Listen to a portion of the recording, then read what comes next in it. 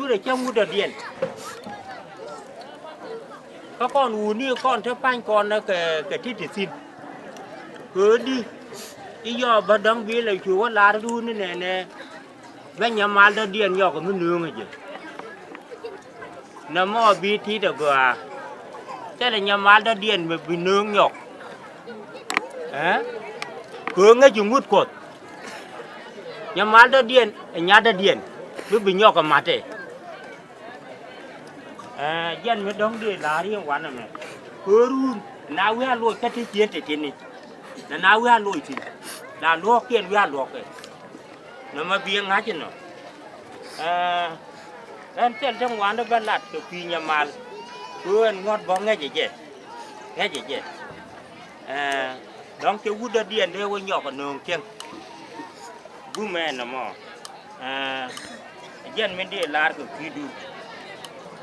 mình đồng yên chia mà nó rồi anh ấy thái này cái mal chỉ làm cái rồi yên mình đàn giàn đi để đi là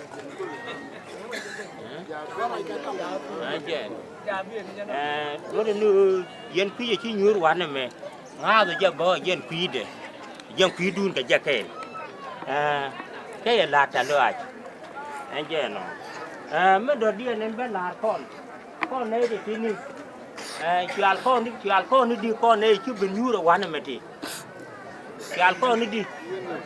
hả con đi chán này nghe cái con nên cho con nên các ngắm là dễ nó mà chán này bên nó quán này mẹ nó con được phí điện con nên được phí điện thế nào cái này đâu có đâu mẹ niên này trên phun đố đu là quên ngã bây giờ con nên của phí đu niên quan này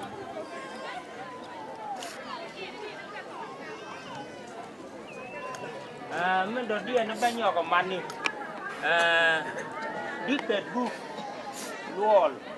cái gì là mẹ dân màn nhà quanh đây là nhà mà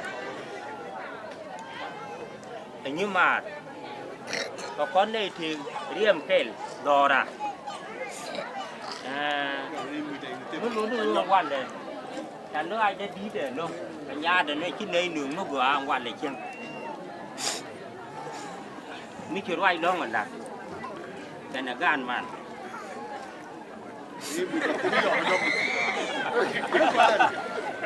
có cái này thằng con đi rồi anh nghe nó vai bốn lần sau đến điện là bên điện là con người bán này liền cái bia nó gạt pin bia này giờ cái bố cái bù chưa có quen được cái bèn ngoan